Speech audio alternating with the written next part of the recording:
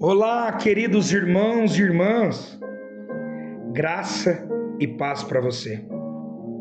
Hoje nós queremos estudar o capítulo 3 do Evangelho de São João. Mais um quadro do nosso programa, a Bíblia no meu dia a dia. A Bíblia foi escrita para você. Não deixe a sua Bíblia guardada, porque aqui é o próprio Cristo querendo falar comigo e com você. O Senhor esteja convosco, Ele está no meio de nós.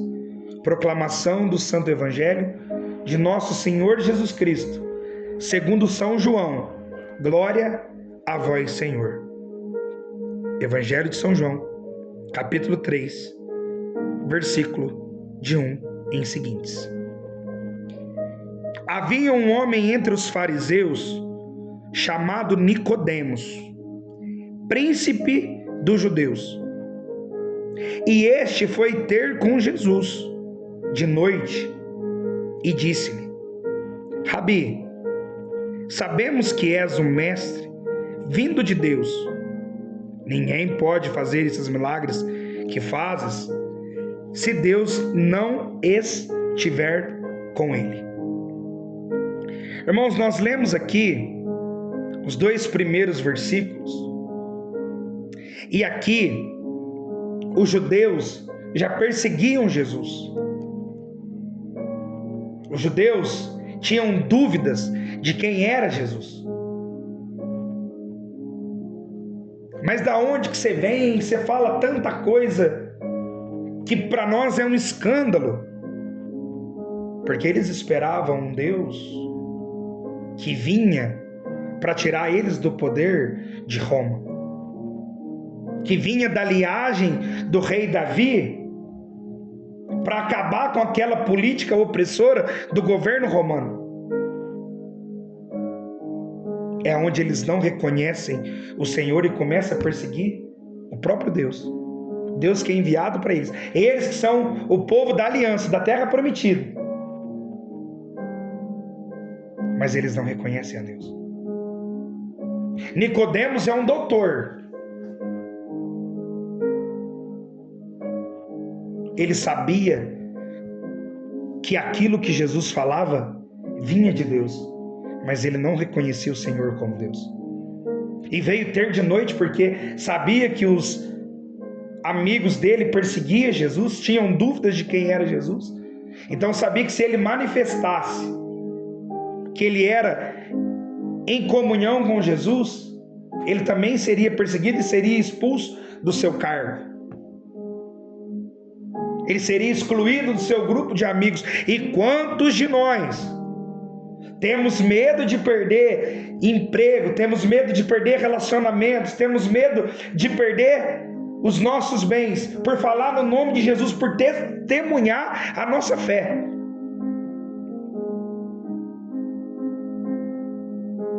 Ah, meus irmãos, nós precisamos bater no nosso peito e aceitar o Senhor como Deus e Salvador da nossa história. E versículo 3, Jesus replicou-lhe: em verdade te digo, quem não nascer de novo não poderá ver o reino de Deus. Isso é um princípio eterno, isso não muda. Mas o que é esse nascer de novo?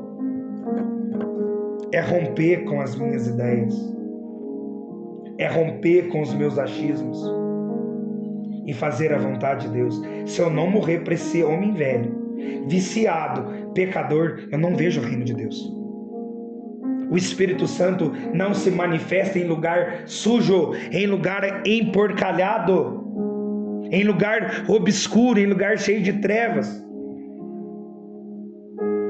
Então hoje nós precisamos pedir já como mensagem para essa palavra, que o Senhor visite os nossos corações e que o Senhor nos dê a graça de nascer de novo.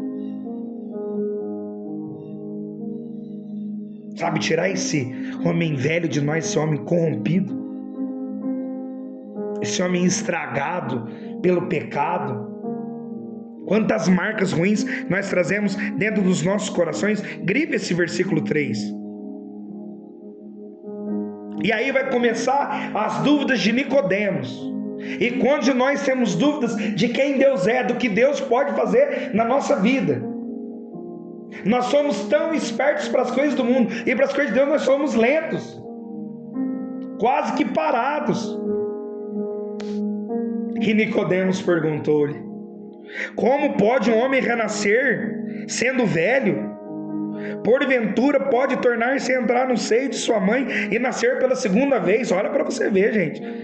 Nicodemos era um homem estudado, um homem instruído. E quantas pessoas nós temos visto por aí? Conhece de tudo, de física, de química, de exatas, de humanas, mas não conhece nada de Deus, porque o seu coração está longe de Deus. É sempre as suas ideias, é sempre as suas convicções. Fala que Deus nem existe, né? Se Deus não existe, como é que Ele existe então? Esse é o mundo de hoje. Versículo 5. Respondeu-lhe Jesus: em verdade te digo, quem não renascer da água e do Espírito não poderá entrar no reino de Deus. Pode grifar também esse versículo, que é um princípio eterno, isso não muda. Isso é lei imutável para nós. A água é o símbolo aqui da purificação. Então, se você não estiver limpo, você não recebe o Espírito de Deus. Se você não renunciar o pecado, o Espírito Santo não desce sobre você. E você continua o mesmo homem velho, estragado, manchado pelo pecado. Para entrar no reino de Deus, eu tenho que ser um homem cheio do Espírito Santo. Ou eu sou um homem cheio do Espírito Santo, ou eu não vou ver a glória de Deus manifestar na minha vida. O versículo 6 é um outro princípio eterno para nós. Pode grifar, ó. O que nasceu da carne é carne, e o que nasceu do Espírito é Espírito. Isso não muda.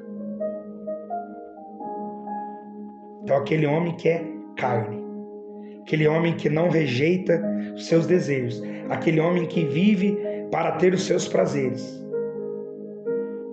jamais ele terá o Espírito Santo. E é tão triste uma pessoa que não tem o Espírito Santo, porque ela é vazia. Ela é tão cheia de si que ninguém consegue ficar perto dela. Grife esse versículo 6 como princípio eterno. E agora vai vir para nós uma ordem de Deus no versículo 7. Não te maravilhes de que eu tenha dito, necessário vos é nascer de novo. Necessário-vos é nascer de novo. É a ordem de Deus. O Senhor está pedindo para mim e para você uma outra mensagem de Deus para nós. Eu e você precisamos nascer dele, para viver com ele, estar junto com ele. Porque se eu não nascer de novo, o que sobra de mim, meus irmãos? O que sobra de nós? Se dentro de nós só tem podridão, transgressão, iniquidade, maldade. Então, se eu e você não nascer de novo, coitado de nós. Nós não somos dignos de dar um passo daqui na calçada se nós não nascermos de novo. Nascer de novo é deixar que o Senhor entre em mim pela ação do Espírito Santo e mude. Sacode a minha vida, me vira do avesso e me faz novo. Quantos de nós estamos quebrados, desfacelados pelo pecado, pelas astúcias do demônio nas nossas vidas? Mas é nós que damos lugar para o demônio entrar. A gente se entrega tão facilmente para o demônio. Por que a gente não se entrega para Deus?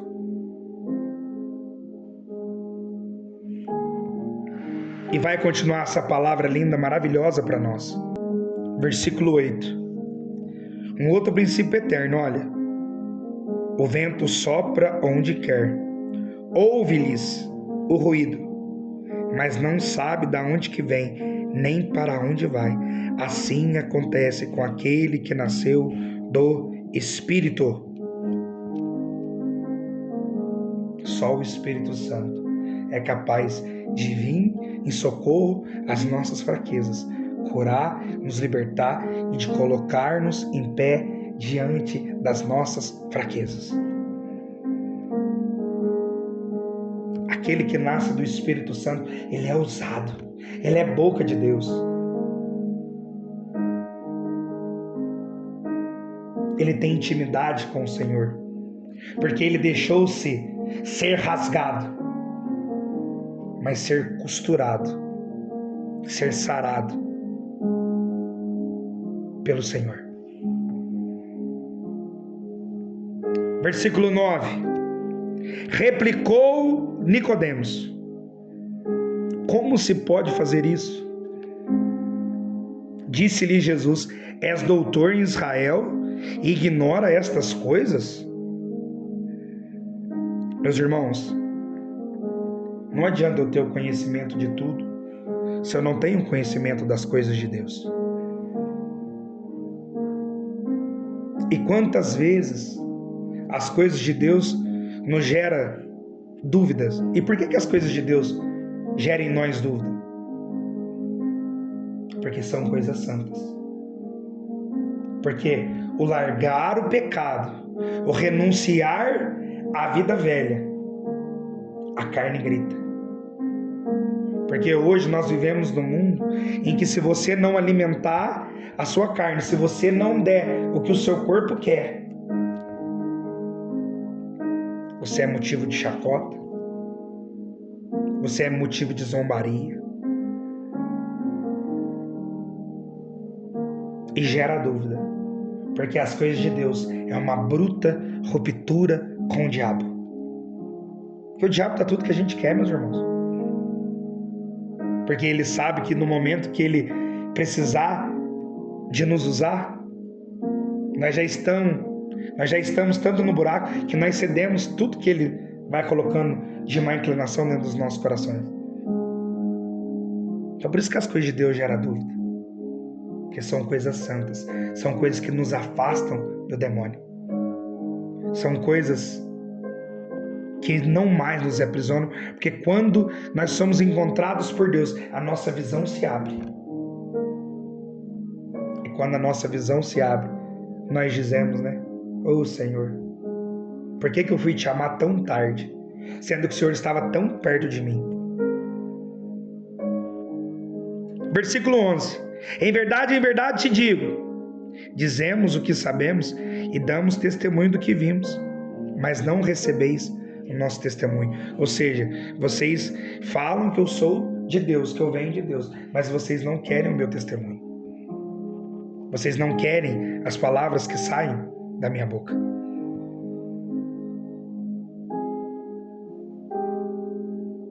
Nós precisamos enxergar o Senhor, meus irmãos. E quantos de nós estamos longe do Senhor, porque ainda estamos fechados dentro de nós mesmos. E quando nós nos deparamos com nós mesmos, só tem fracasso, só tem orgulho, soberba, porque o tempo todo nós queremos estar no topo. E quando eu quero estar no topo, sozinho, pelas minhas forças, eu não sou nada. Se vos tenho falado das coisas terrenas e não me credes, como crereis se vos falar das celestiais? Olha Jesus falando para eles. Se eu estou falando para você coisas simples da terra, você não me compreende se eu começar a falar da onde que eu vim? Para que eu vim?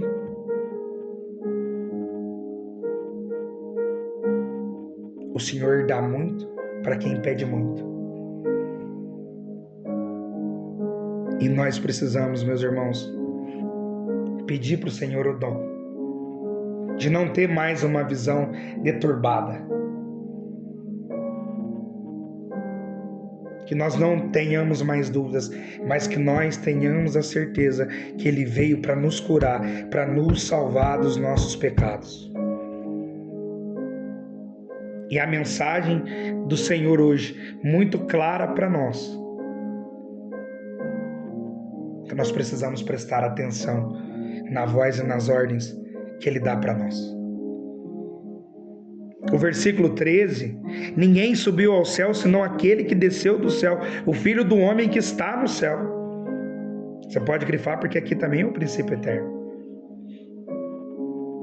E que princípio eterno?